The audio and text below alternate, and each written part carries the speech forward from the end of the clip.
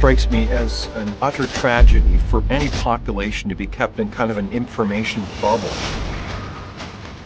It's the kind of propaganda activities that might once have been used against foreign adversaries. That has been deployed against the peoples of the free world. Just like right out of the Soviet Union. And they knew what they were promoting. It was not factual. It was all political. It's stunning.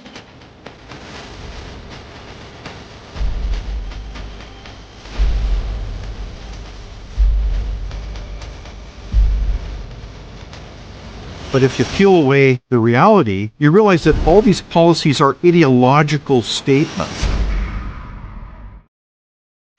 Well, there you have it. There's a new introduction in town here on Leaders on the Frontier, and a warm welcome to everybody. My name is David Leese. I'm your proud host of Leaders on the Frontier, and that's a great introduction. Madam Producer, thank you so much for you and the team for putting that together, and I'm curious from our audience, what do you think about that on today, January 23, 2025, the year of our Lord? Matthew Lane says, this will be interesting. That is definitely the understatement of the day, Matthew, because this day is certainly going to dive into a breadth and range of topics that are important to all Canadians, namely the U.S.-Canada relationship and the kind of the swirl of things that are unfolding today.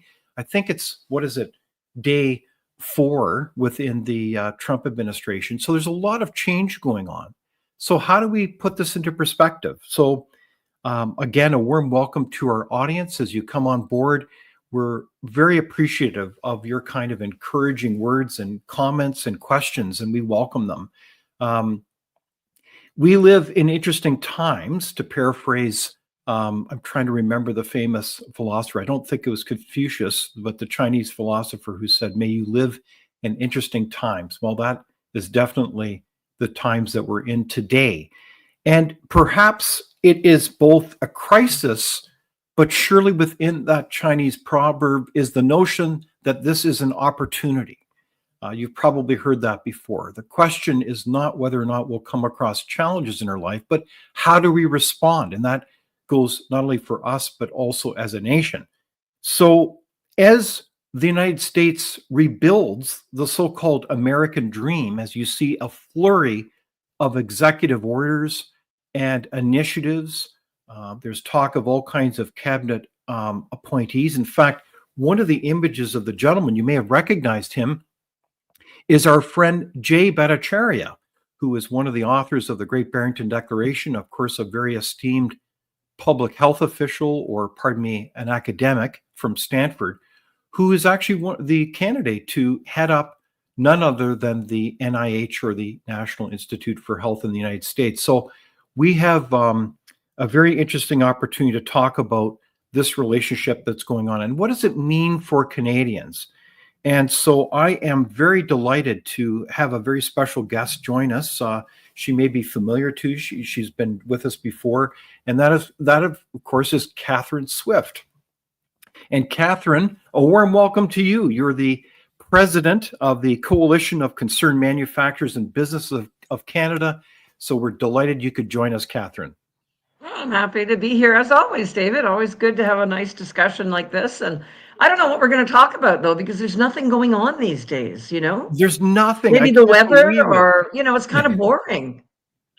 Well, that is, Catherine, as you may have guessed, has got a great sense of humor. So, Catherine, I'm really excited about you joining us, because whenever we talk, we end up covering a range of topics that are really important to Canadians. And so I know you've been a longtime advocate for the business community in your career. And so I really value your wisdom and insight on these policy issues. And I know that you have a passion and a vision for this country. And I guess the question I'd have is, just to start off, is can you just tell us briefly about this coalition and what is this group?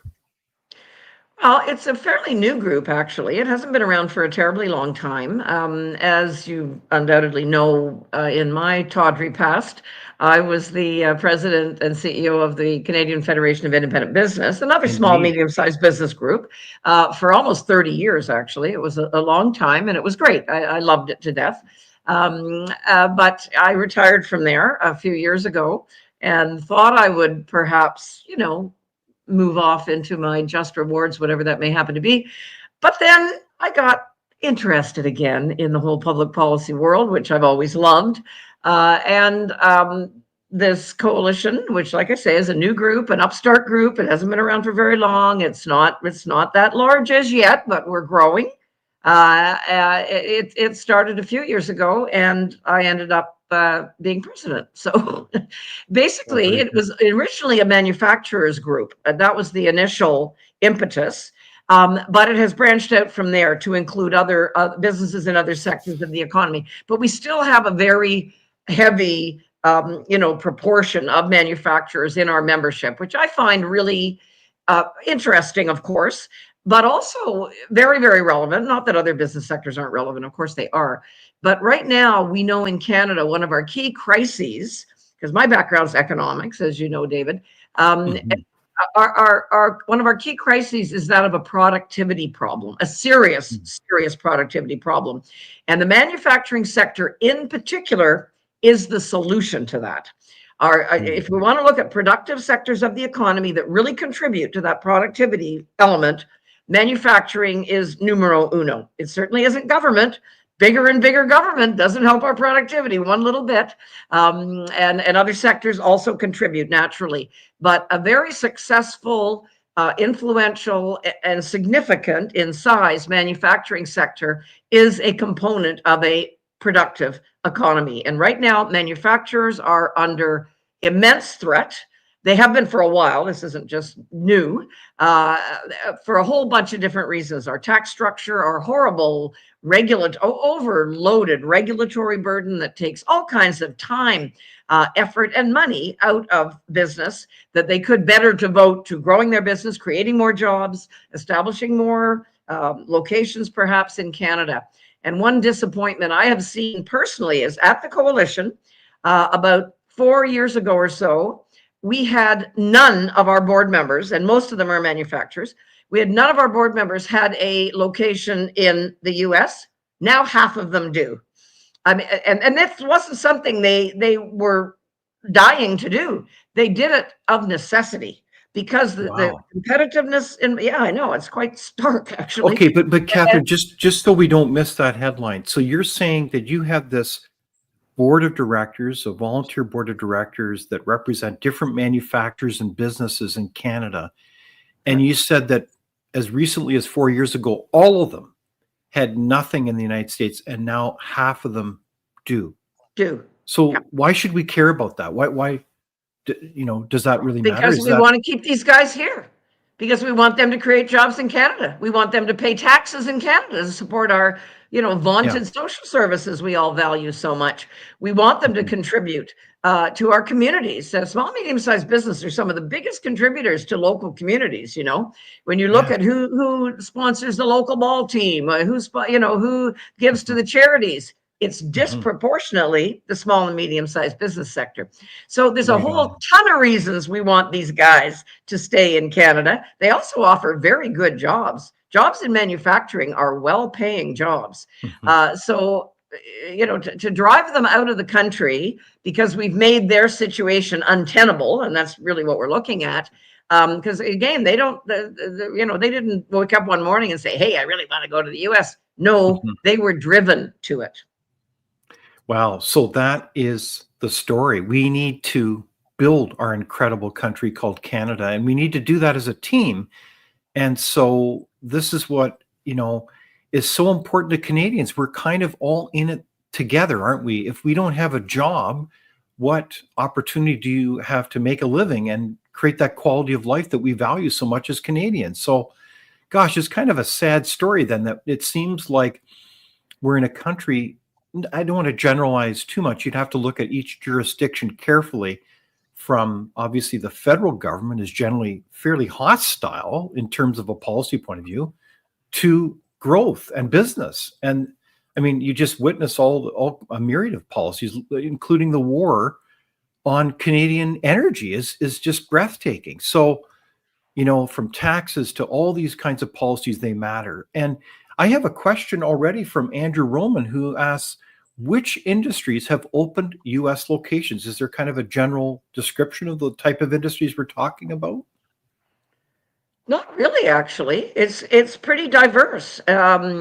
There are some plastics manufacturers, just to give you an example, that are involved in our organization, and we all know what ludicrous laws Stephen Guilbeault has tried to bring down on the plastic sector. They've been overturned by our courts too. They were so stupid. Our courts they tried to declare plastics as toxic, and the courts overthrew that particular piece of legislation. So they have been rebuked. But again, there's some other manufacturers as well. One is a coating manufacturer that coats pipelines and makes them actually safer and less leak prone, and that kind of thing makes them actually way more environmentally safe, interestingly enough. There's quite tool and die, fasteners. There's some examples, but no, I don't see any sort of predominance of any one sector in particular. It's just that cumulatively, this load of taxes, over-regulation, red tape like crazy, punitive measures toward a whole pile of different businesses in general, not just manufacturers either. And, I think it was interesting when Trudeau was first elected, and he started talking about taxation on the small, medium-sized business sector. He talked about them being tax cheats. This showed his ignorance, for number one, because that's absolutely not true. But it also showed, to me, it was interesting. He later he caught himself and said, "Oh no, small business is important, backbone of the economy, and so on and so forth," and that was true. But it showed the attitude of this Liberal government, which is different than previous Liberal governments. I don't want this to sound partisan. I worked very successfully with the Paul Martin, Jean Chrétien, John Manley Liberal government, for instance. This Liberal government is an anti-business government. And I don't care what you say, any government that's anti-business doesn't know anything about the economy. And these guys showed it early on, and they have demonstrated it time and time again with their bad policies. You mentioned the energy sector, David. The energy sector is the single most individual contributor to our gross domestic product. If you look at all the industry sectors in the private sector, that is the single biggest contributor. And to hobble the sector that contributes the most to our economy is madness, to my way of thinking.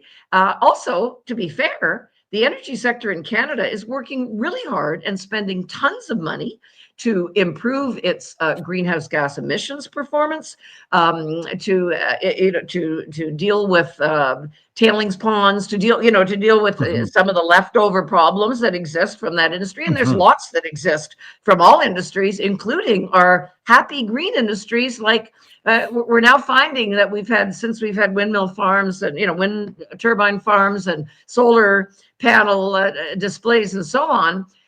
It's been around long enough now that we're trying to get rid of some of those things because they've outlived their lifespan. Basically, they're not recyclable. The notion that things like that are green is not true. So we're learning a lot about some of these industries that politicians thought, oh, that's way better than oil and gas. Well, not so much. Yeah, no, you're absolutely right, Catherine. I think you hit the nail on the head here that we've been undertaking a series of policies, and you have to look at the government specifically and look at the facts, but you've got a situation where you have, kind of a train wreck against economic opportunity in business. And this matters for our standard of living, doesn't it, Catherine? When people don't have, tragically, a job, and you drive people really into, destroying the middle class, if not driving people into poverty. And you've seen this over the years, haven't you, Catherine? Well, of course. I mean, I think anybody that's paying attention, and yes, I am a policy geek, so I pay absurd attention sometimes to these kinds of issues, certainly more so than most sane people do. But we know the data are very clear, and you might not like it. You might be, you might think that big government is good, that killing the oil and gas sector is good for people, and so on. But the data are very, very clear. we have comparing ourselves to the U.S. and a lot of our politicians, notably in the federal Liberal Party today, they try to pretend that our problematic issues like inflation, like it's actually a decline in our standard of living in real economic terms, and so on. These are global problems. Well, actually, when we compare ourselves to other countries, no, they're not. They're Canada problems. And they've been caused by bad policies in Canada, massive government spending that has driven inflation, squelching industry and therefore hurting our productivity, over-regulation, which imposes costs that are not productive costs. They're not. They don't accomplish anything, but they burden businesses and they force them out of the country often. Massive government, which is not productive, does not contribute in a productivity sense to the economy, but nevertheless takes a big toll on the productive private sector. So there's a long list. And when we compare ourselves to the U.S., which of course is always our biggest, comparison, that's biggest trading partner, they're right next door, and we're lucky actually to have them next door because they're the biggest, most dynamic economy in the world. And we benefit from that massively in Canada and always have. But we used to have, when we compare GDP per capita, so economic, growth per capita, we used to be about 80% of the US. Now we're about 60. So, and that's our standard of living, folks. That is our standard of living. Just to clarify, so you're saying that historically, with the last several years, we've been at 80% the size of the American economy, and we've slid down the last decade to, what did you say again, about 60% is your information? Yeah, it's about 60. And that's basically our standard of living. And we don't have to look too far to see a food bank line, to see the fact that 25% of Canadians are deemed to be in poverty right now. We see horrible personal debt levels, like individual household debt. And of course, horrible government debt, which just means we're leaving that to future generations, which I have kids and grandkids. I don't find that very satisfying from a personal basis. So there's all kinds of indicators that show what we've been doing in Canada is not working. And it isn't a global phenomena. It's a Canada-specific phenomena.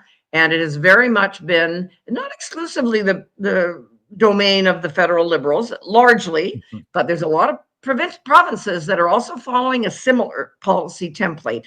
So it's not exclusively federal. And I would add the local governments too have their fingers in the pie too. So, gosh, there's a lot of responsibility to go around, and that probably includes citizens as well, Catherine. But I think you've brilliantly summed it up that there's a lot of policies that are hurting our economy and ultimately our standard of life here. So I'm talking with the president of the Coalition of Concerned Manufacturers and Business of Canada, Catherine Swift, and she's given I think, a outstanding summary of kind of the state of the nation here as we kind of move to our topic here. And there's a lot of comments from our audience, so we want to get to that in a moment. But let's face it, I have never seen, frankly, in Canadian history, such a scurry of politicians circle around a table, whether it's our prime minister, premiers, and all the rest. And of course, the chattering class is saying, oh my gosh, the sky is falling. What are we going to do when it comes to these missives coming from the new president of the United States, Donald Trump, that Canada needs to get with the program, needs to fix its border, needs to deal with this trade imbalance, these perceived grievances. And I mean, that's a larger discussion. Are they really perceptions, or are they tricks to kind of get a better negotiated deal? But the point is, there's even been in-your-face comments saying you should be joining Canada as a 51st state. So I want to peel this aside a little bit because, I mean, there you go. There's a "Oh Canada" missive from Donald J. Trump saying that the whole continent should be the United States. So, I mean, what do you think, audience? We want to hear from you. I see from Prairie HLL Hockey Sticks, no. What do you think? So this is the situation. So what's the pathway forward for Canada?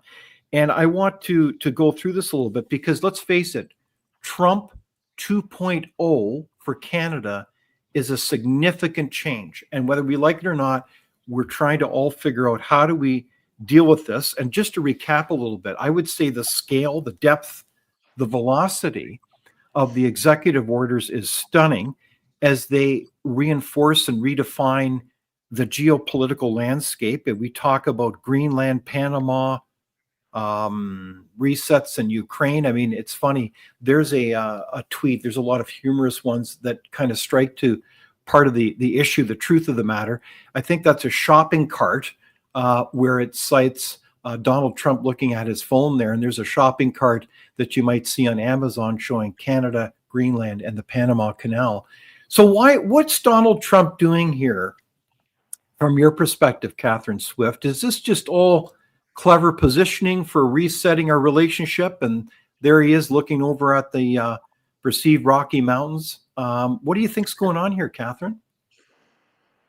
Well, your guess is as good as mine. I think that, Trump is a weird guy. He's a quirky guy. He likes to have fun and make bad jokes and certainly rattle the sabers, I guess, with anybody. Seems to like a fight. I guess I think it's hard to call. I really do think it's hard to call.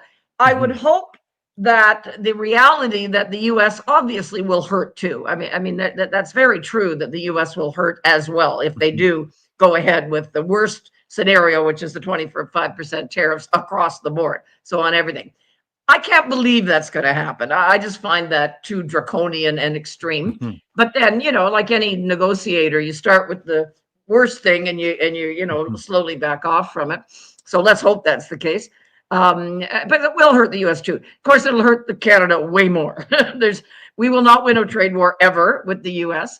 Wait a sec. You just said something here. You would say, Catherine, Canada is not going to win a trade war. Why do you say that? Never. Of course not, because the data don't support it. We depend way more on them than they do on us, period. There are some individual states, for sure, that are heavily dependent on trade with Canada.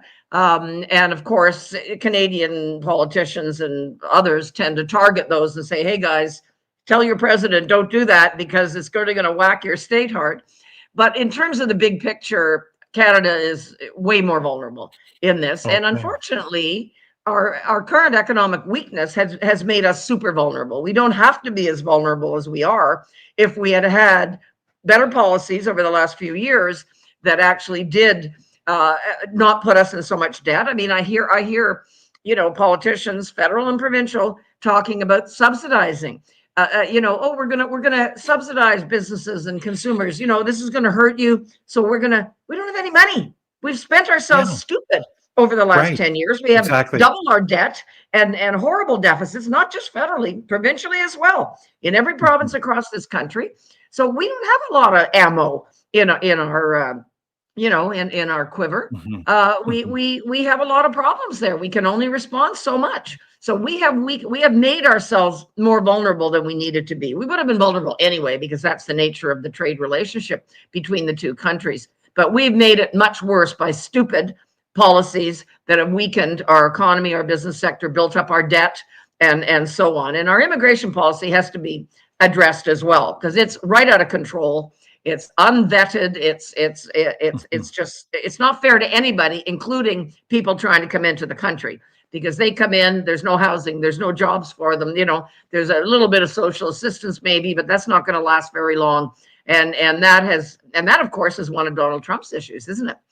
The fact that we have a fairly sloppy immigration system that is bringing people into Canada without the proper checks and balances. And then some of them happen to be terrorists that go on and threaten the U.S. So to my way of thinking, so a lot of Trump's so-called threats are things that we should have dealt with as a country years ago. We shouldn't have had to have a foreign, president tell us, you better deal with this situation. It should have been dealt with already, but because of our negligence, we're now in a bad position.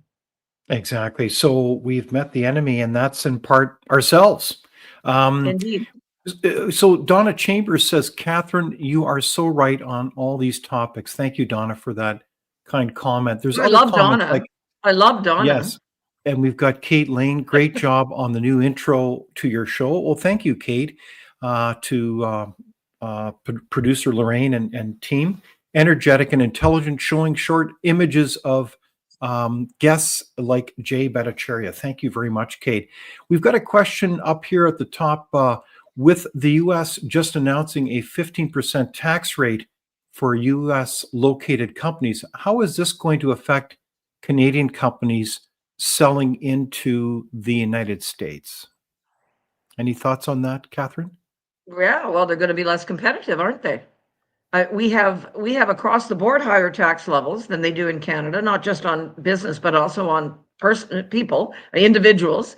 And this, I mean, I hope, again, the optimistic side of me hopes that the Trump presidency and some of the, I believe, sensible policies he should bring in, he's saying he's going to bring in, like reduced taxation, will spur Canada to do something similar. We have terribly high personal income tax rates in Canada, let alone business tax rates.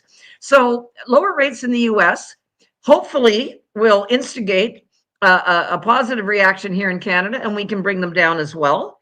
And we have, by the way, we have currently some of the highest corporate income tax rates in the OECD, the 30 odd countries that are in the OECD, the developed, more or less the developed countries.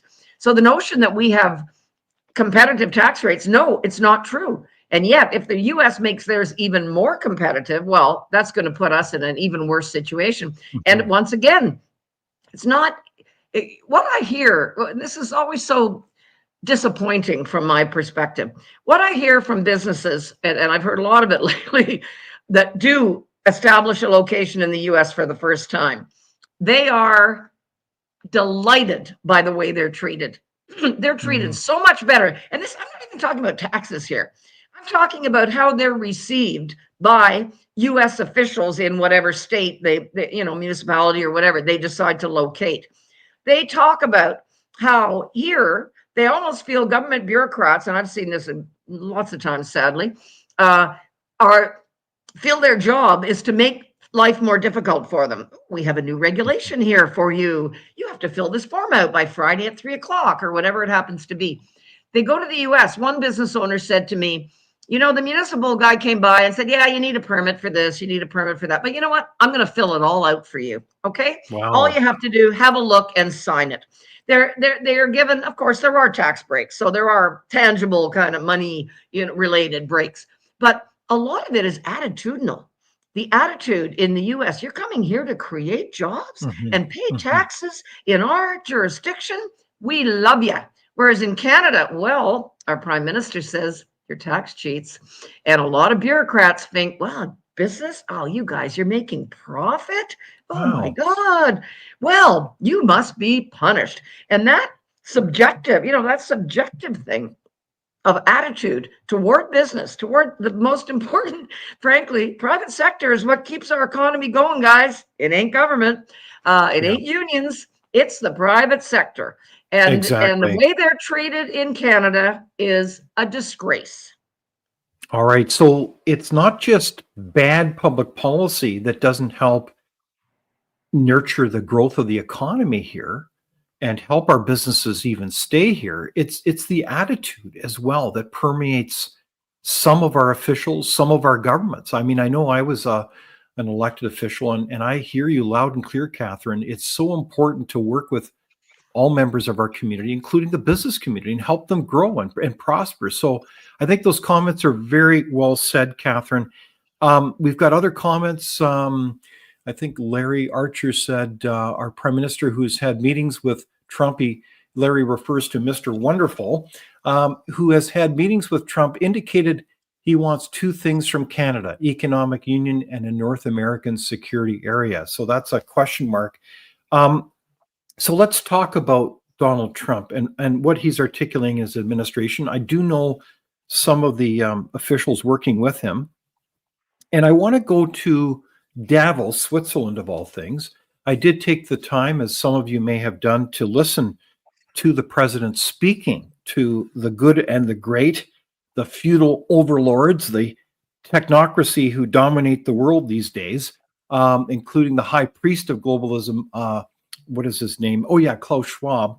And it was a fascinating press conference, and the president did a series of remarks. It includes Canada, and we're going to play that in a second here.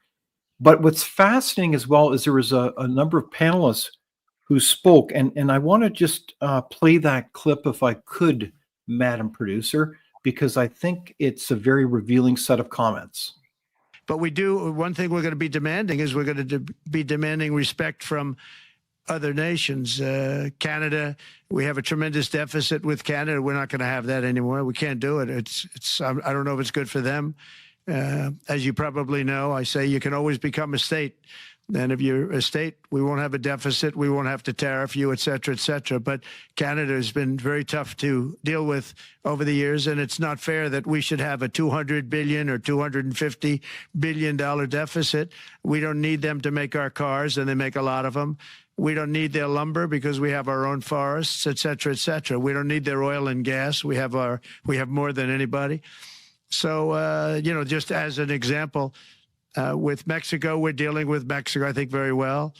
And we just want to be treated fairly with other nations, because there's hardly a nation in the world, and I blame this on us, and I blame it on politicians that, for some reason, mostly it's stupidity, but you could also say other reasons, but mostly stupidity. They've allowed other nations to take advantage of the U.S., and we can't allow that to happen anymore. We have debt.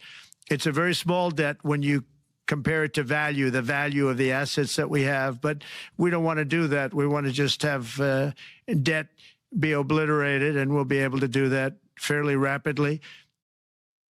So there you go. That's the President Donald Trump, who's talking, pretty forcefully about his take on that relationship. He talked about many things, by the way, but it's interesting. He did take the time to outline his take on Canada. Do you think that's a fair take on our relationship with the United States, that we're kind of taking advantage of the United States? Yeah. No. He's cooked up his narrative here that he seems to like. The notion, first of all, trading relationships are very rarely in balance. You usually have a trade surplus or a trade deficit, and it ebbs and flows. It doesn't stay the same year after year. Yeah. Depends on what you're exporting, what you're importing, the value of your currency. There's all manner of things that factor into that variable. And as Daniel Smith, I think, has been very effective in pointing out, if you take oil and gas out of the equation, the U.S. actually has a trade surplus with Canada on all other elements, but we export a lot of oil and gas to the U.S.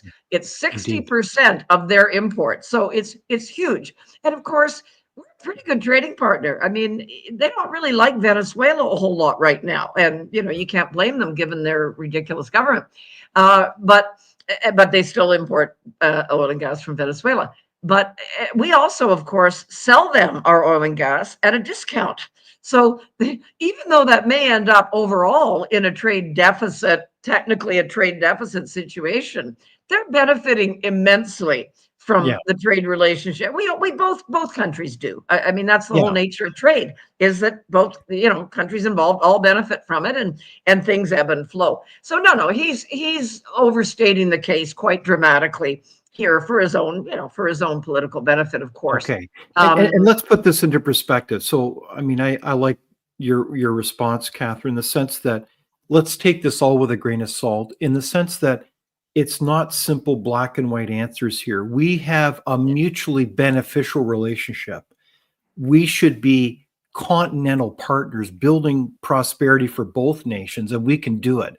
And quite frankly, that's in keeping with a lot of the things I hear from some pretty key advisors to Donald Trump, that is their vision. They want Canada, though, to get with the program, because there are some specific irritants, and I think you alluded to them. Our border, for example. We have super hubs in this country, including the area of Vancouver, that exports a lot of fentanyl. So that's a problem. The border security, well, yeah, I guess there's issues there, but Is it like Mexico with the open border? No, of course not. I mean, that's absurd. But there's issues also, I think, related to the larger security scene where, frankly, I don't think we're seen as a reliable NATO partner, not even close. And there's all kinds of evidence of that. So I guess the irony is this, that with this kind of in your face questions about, should Canada become another US state, maybe this is an opportunity. Maybe this is a good thing to give everybody metaphorically a good swift kick in the pants to get our policy house in order. I mean, as one stunning example, and you've given a lot, Catherine, think of it. We don't even have free trade within this country. We've got all kinds of crappy interprovincial barriers that people have been citing for years that, are affect everybody's standard of living, that could easily, if we got rid of them, add at least another 3 to 5% points on our GDP. I mean, Catherine, this is stunning, isn't it? We need that kind of kick in the pants to get us back in order here. Isn't that right? Yeah. Yeah, and like I mentioned earlier, a lot of these irritants, Trump's irritants, should be irritants to Canadians too. I mean, the fact that our border is a mess and our immigration system is a mess should bother everybody, and I think increasingly it is. I think finally Canadians are realizing it's great to be compassionate and whatnot, but if you're not even offering people a place to live or a decent job or whatever, and you're still bringing them into the country, and you're hurting your own citizens who have been paying taxes for years and aren't getting decent health care anymore and aren't, and so on and so forth. It's not a win for anybody in the final analysis. So yeah, the border issues, the fentanyl issue, we know we now manufacture fentanyl in Canada in a reasonably significant way, apparently. Where did that come from? We have, and part of it is we have the stupid drug policies, the so-called safe supply that is, increasing the opioid deaths, and anyway, all manner of dumb things. And the fact that we don't contribute to NATO, and mind you, we haven't done that for a long time, so I don't blame any one government more than others. We have not pulled our weight for a long time when it comes to our contribution to security. Right. But so let's don't be afraid to have a real conversation, right? Where if you did not carry your weight, you'd be called, what is it again? Oh yeah, a freeloader. So free rider. This is part of the problem, free riding, freeloading. But I've got a lot of comments here. One of them is, and I apologize, I don't quite understand the name here, Alibaba Furball, if I'm getting that correctly. Canadian government can't get the border problems under control. They bought Chinese drones for the border. I don't know if that's true or not, but it may be. And then the ports have not been addressed. Exactly. In the case of the ports, we know that premier after premier has admitted and critiqued the federal government for only inspecting 1% at best of the containers, the millions of containers that come to this country, and we're only inspecting 1% of them. It's crazy. The drone story is true. The drone story is true. We bought for some, honest to goodness, government has gotten so sloppy and incompetent. And again, this isn't hot news, but it's been happening for a while, that they bought a whole bunch of Chinese drones that are a major problem that can't be used. It's kind of like during the pandemic. Remember, we were going to buy a whole bunch of Chinese vaccine that ended up being an absolute disaster. Mm-hmm. So I don't know why we can't do procurement a little more sensibly in this country in many different respects.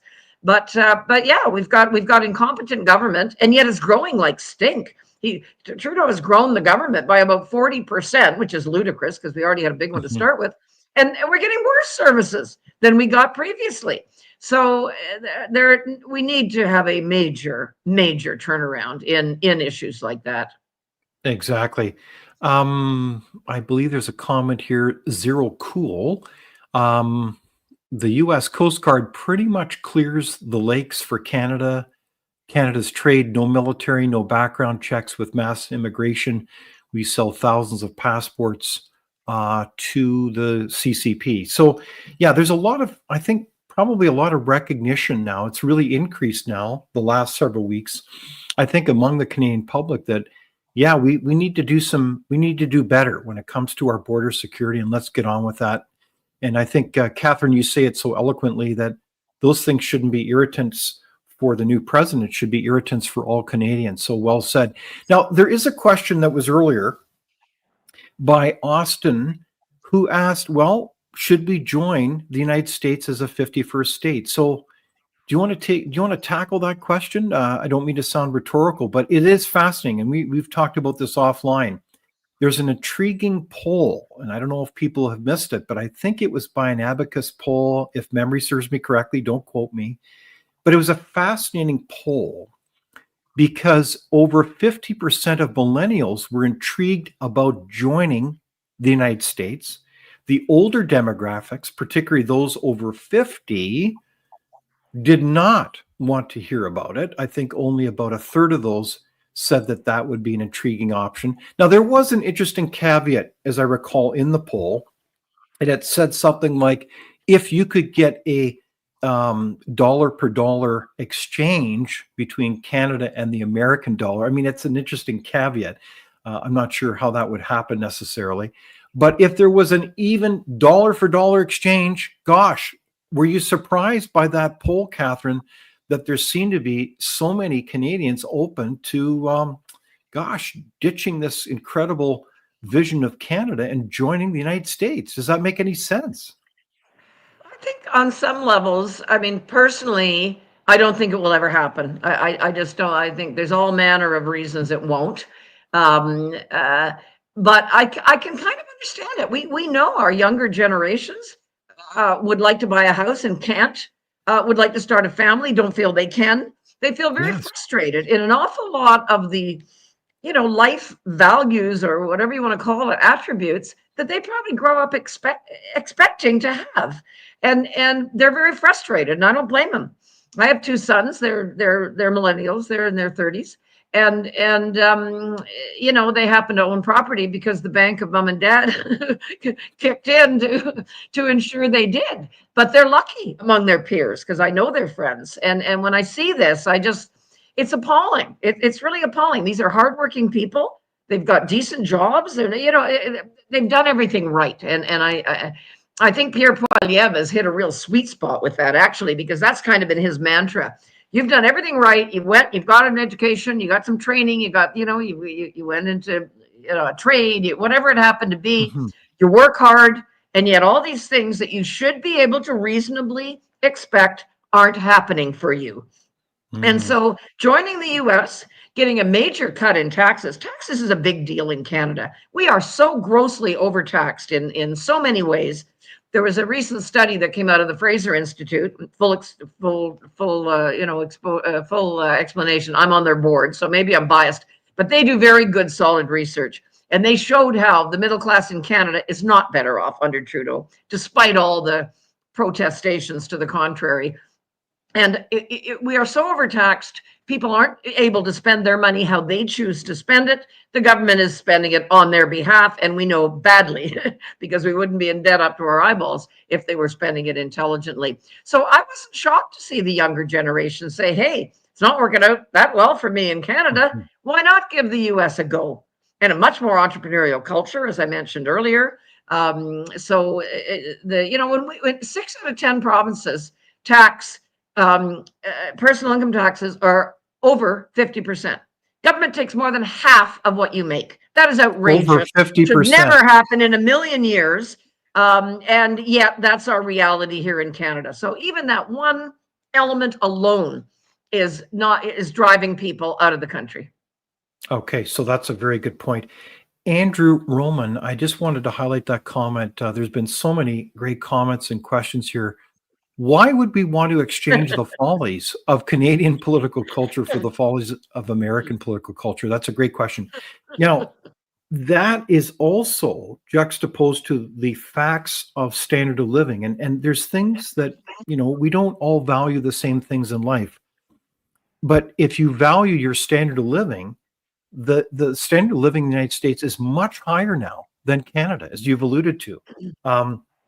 I cite this stat all the time, but if you look at the average Ontario family income, it is some 25,000 plus less than the state of Alabama, which is at the bottom end of the United States income. So the divergence is happening. We are going two different paths of prosperity, and this is evident big time. So, you got to kind of open your eyes up and say, gosh, if the United States is on a rapid track within the next 10 years to be 50% higher standard of living, who's going to want to live here over time when they see our neighbors prospering like that?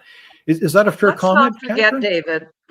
Let's not forget, David, that a lot of that difference is because we have squelched the most valuable sector of our economy in our resource. Not just oil and gas either. It's minerals. It's mining. Yes, everything. It's quite broader than just oil and gas. Although oil and gas is expensive, and our organization has a gala dinner once a year. And this year, one of our special guests was Scott Moe, Premier of Saskatchewan. And he had some really interesting comments to make. He said, yes, things aren't great right now in Canada but again, self-inflicted. It's not the global community that's doing this. We're doing it to ourselves. But he said, a turnaround could happen quite quickly if we saw a proper usage of our resource wealth in Canada.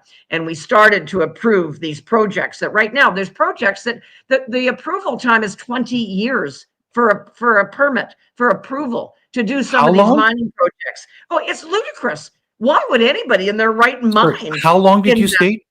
20 years for some of these projects. It's utterly, and of course that's deliberate for government because the whole climate cult, cabal, there's 3 C's in a row, want to squelch any wealth producing from that sector in the name of so-called climate, which has been disproven.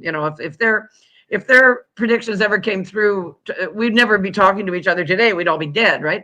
So, they have never been right. And yet they continue to sway a fair bit of public opinion. And there's a lot of academics and others that are making a lot of money by being climate cultists. So I'm sure they're pretty happy. But,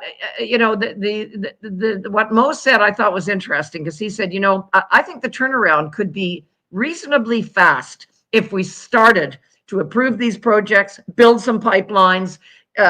We have such wealth in some of the rare earth minerals that a lot of the so-called green industries want to use. We'll see if they're useful or not, because I still think our many billions that we've invested in electric vehicles is going to be an absolute waste of money. And now with Trump cutting back, in fact, quite drastically cutting back on investments in these in autos in particular, south of the border, I think we're going to find those were very bad decisions by government to do that.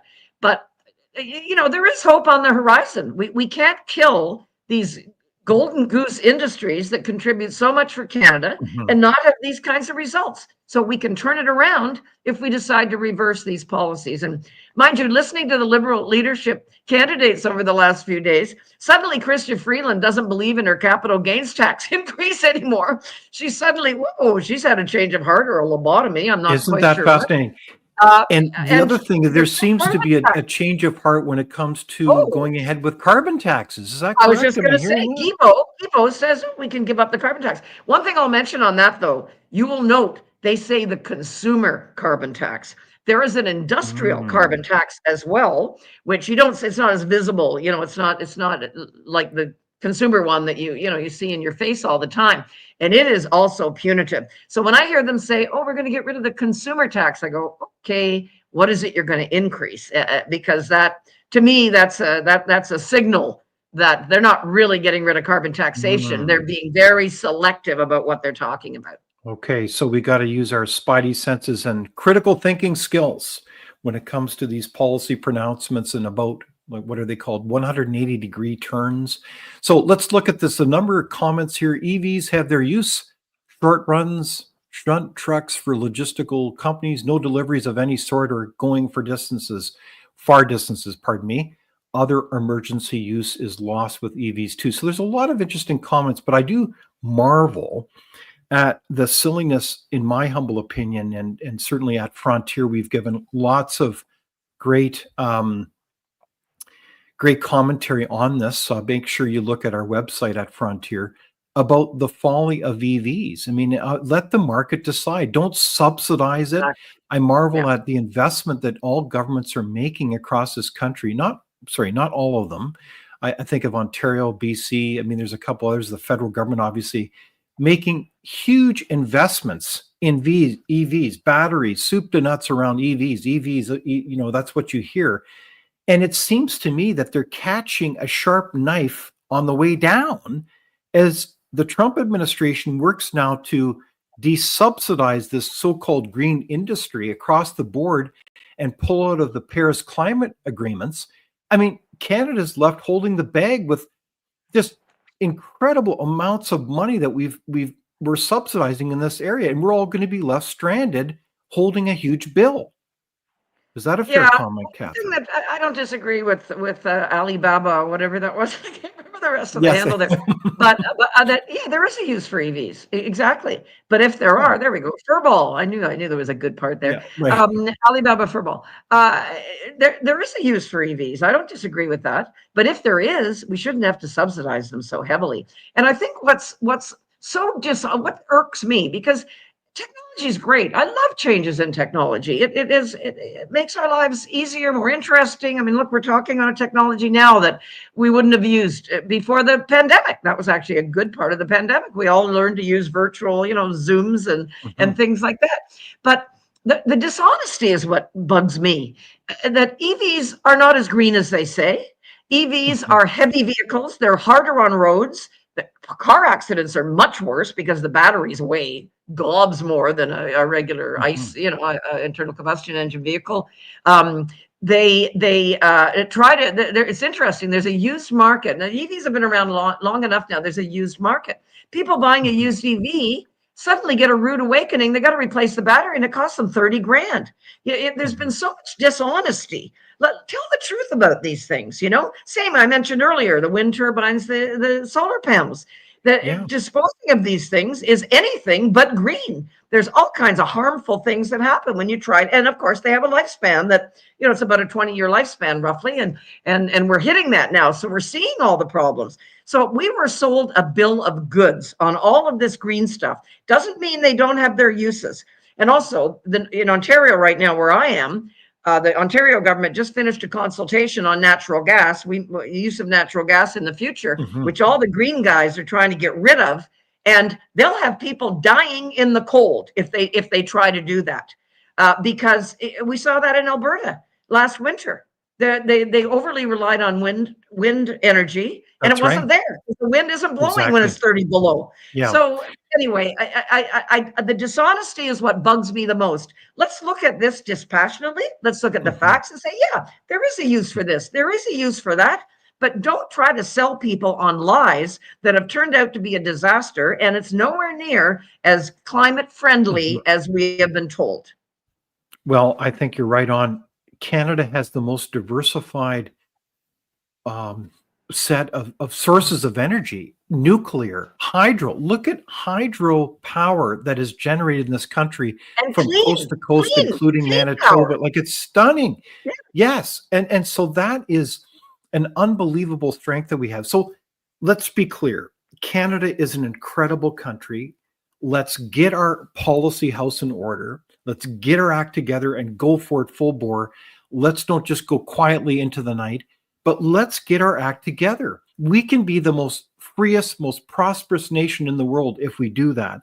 And so as we kind of get to the last lap of this far-reaching conversation, it's been a lot of fun, Catherine, Swift, and the audience. We just love your questions and your comments. February 1 is just around the corner.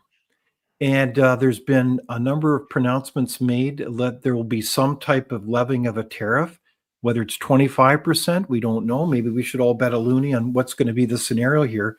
But let's hope for the best here. And let's hope that we've got leadership trying to scurry around, coming to grips with a number of things here. There you have Daniel Smith talking with Donald Trump. I think that's at Mar-a-Lago in Florida with I want to call him Kevin Lynch, but Larry. The well-known TV personality and business person. They're trying to talk with the president. But we're in a situation here where February 1 is right around the corner. Do you have any advice for Canadians when it comes to preparing for this reality? Should we? And it's interesting. I remember talking with a person last week, as I recall, and she's taking a family trip to, where is it again? Hawaii. And she was wondering, should she get more US dollars before the inauguration? What do you think, Catherine? How do we prepare for I this? wonder who that could be. Yeah, this is something that's very pertinent for me. Little did I know when I was planning this family trip, which extended family trip, so it's a biggie, about 5, 6 months ago, that and we're leaving February 1st, as it so happens. Little did I know that this would be, Mhm. the topic of the day. And I have a U.S. account, and I put a whack more money into it the other day, actually, You before did. Trump's inauguration, just to be on the safe side. Because I do believe, I mean, listen, it's really hard to prepare, really. Let's face it. Mhm. There's a lot of unknowns here. I think, obviously bolster your own personal finances, family finances as best you can. Hopefully your job won't be affected, because you don't know that, right? You could not have a job potentially, and that's pretty devastating. So yeah, I did do some stuff personally, to be honest. But again, in part because I had this trip planned, and of course we're committed to that now, and looking forward to it. It is just very, very tough to call. So I'm the old best, defense is a good offense. Be Okay. as well financed as you can be, and Yeah. cross your Right. fingers and pray. Yeah, so try to work at the basics when it comes to your finances. Have a financial plan. Get rid of that debt. Yeah, I mean it's a very interesting case because we've seen the long trend line of the declining Canadian dollar relative to the U.S. dollar. So it'll be interesting to see where those currency spreads go. But I tell you, we import a lot of things, as you alluded to earlier, Catherine, from the United States. So, gosh, that head of lettuce from California is going to be a lot more expensive as time goes on. But maybe that is the point, is that this is a time of challenge where we can all rise to the occasion and take a hard look about not only getting our policy house in order, but encouraging and speaking up to our elected officials, but also looking at our own personal lives and saying, hey, how do we get our own personal lives in order? Like such as, I Maybe check sense, recipes for the alternate diet. That might be one yes, possibility. yeah. Well, it is a very interesting question because honestly, I sense a lot of concerns, and I think some polls have alluded to this, a heightened anxiety that there's some Oh, yeah. unknowns here, and we really do need to respond and rise to this occasion. So, I'm optimistic, but it's going to take a lot of hard work, and I think there's choices that we can't take for granted. So, one of the choices that has been made is the Prime Minister emerged in January, earlier this month, and announced his resignation once the Liberal Party chooses a leader sometime, I believe it's March 9. So Yeah. this proroguing the pause of Parliament, is that a good thing? I mean, it seems like we got a lot of big business to deal with in this country. Instead, the Liberal Party has elected to go ahead with its own leadership debates, and the candidates are coming forward, as we talked about earlier. Is this serving the country? Of course not. And the immense arrogance of the Liberal Party to approach the Governor General and basically say, we'd like to prorogue Parliament, shut down government of the country at a critical time, so that we can do our own navel gazing and have a leadership contest. The Governor General should never have approved this. That is not a reason to shut down our government. And she should never have approved it. Mind you, she was appointed by Trudeau, and she's shown herself to be quite partisan, which I think is not doing her job. So I guess it's not surprising, but there is no way this should have been permitted. Our Parliament should be sitting at a time like this, and it's an amazing arrogance, selfishness, and egomania of Trudeau and what he's done to this Liberal Party. Because as I said earlier, previous Liberals had a lot more pragmatic approach and did a lot better things for the country than this particular Liberal government has done. Okay, so in this context, though, We saw a lot of comments that proroguing is bad for the country. Prairie says exactly. So in this context, though, let's say the proroguing didn't happen. The Parliament went ahead. There would have been a non-confidence vote. I suspect the non-confidence vote would have succeeded. The government would have fallen, and there would have been an election.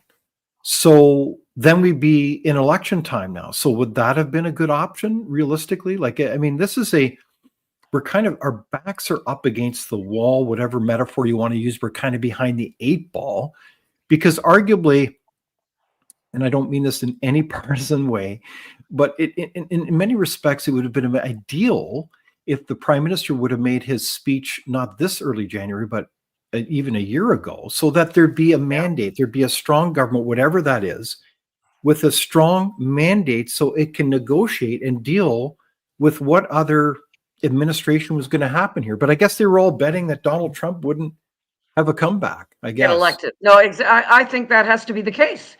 And again, not just the federal Liberals, but many provincial politicians as well were betting that Trump wouldn't be reelected, which is foolish. You should always consider all eventualities. And the polls were always very close too. So, it wasn't like beyond the realm of possibility at all. And as we've seen, it was very, very possible. So yeah, Trudeau should have. Canadians have indicated for a good year or so, at least, maybe longer, that they wanted an election badly. They wanted to see the back of Trudeau, and he should have at least 6 months or so ago, mid last year, say, stepped down and permitted an orderly transition, new leader for the party, election, etc. He didn't do that. Again, selfish, arrogant, egomaniac. And unfortunately, it's left the country holding the bag big time. And he's never put the interests of Canada first, in my opinion. There's always been whatever latest ideological craze he's been onto, whether it's gender related or social justice this or climate that or whatever. He's never put the interests of Canada first. And now we're in the soup big time because of that. Okay, so that's a great summation, Catherine, that we are in the soup. And so the question I have is, what can citizens do? I mean, surely we got to speak up in this time and say, we need to have an election. We need to get a strong government in place with a strong mandate. Is that part of the answer, Catherine, or do you have any counsel on that? Yeah, of course it is. And never underestimate the impact you can have. I know I've heard from so many people over the years, oh, it doesn't matter if I phone my MP, or contact them, email, whatever it happens to be. Yes, it does matter. Absolutely do that. They do respond. I've been in this advocacy business, if you want to call it that, for decades now, and they definitely do respond. I contact my MP all the time, and he's a Liberal in my riding, and they don't like me much because they see me coming, but so be it. I know it makes an impact. So absolutely, you should express your views. I'm not going to vote for you again if you permit this to continue. That kind of messaging is important. But again, your average person, given the scenario that we find ourselves in, and in the middle of election wouldn't be great either, David. I agree. That would also be turbulent and unpredictable and problematic. So that at this point in time, that is not ideal either. But we have to do our best to protect our own turf as individuals, as households, as employees, as employers, as businesses, and so on. I've heard, for example, some of our members say, I'm planning now, and I could hang in for about a month with these tariffs, on their particular business. They're looking at naturally their own situation. But longer than that would be a problem. So they're sort of thinking around what they can do should these scenarios happen, which again, we don't know. So that's the kind of thing we all, I think, need to be doing right now, is think of how it could affect us, what contingency plans we may need, and behave, moderate our behavior accordingly. But never hesitate to contact your elected representatives. It does matter. I like that advice, Catherine. As a former elected official, I would vote for you. So I do want to just wrap this up with a kind of a bit of reality therapy. And I don't want to sound like a downer because I really believe in this country. But it is astounding. If I look at the net capital outflows of this country, Canada, the last 10 years, it is stunning. It's well over $1 trillion. And I know there's some debate around some of those numbers because it's not entirely an easy number to get at. But that is a lot of money. And that money doesn't just represent money, it represents energy, opportunity, investment, jobs, quality of life, choices that empower not only us, but the next generation. Are you concerned, Catherine, that if we don't get our policy act together, if we don't make the decisions to ensure that our country is competitive from A to Z, from tax policy to the efficiency of our governments, to the kind of care that we take to work as together as a unified country and celebrate not only our history, but make sure that we've got free trade in our own country, we're not going to succeed next to this superpower called the United States. And then the question is, are we in doubt as a country going forward, Catherine? Am I being too dramatic by asking that question? Will Canada succeed going forward if we don't get our act together? Well, I'm a pretty proud Canadian too, and I don't like to entertain that notion. I think it's an extreme scenario. We have so much good stuff in this country to build on. We've neglected it terribly for the last decade. And again, it didn't have to happen that way. That was a deliberate choice by not just the federal government, but a number of our provincial governments as well. I believe we can turn things around quickly if we get the right policies in place.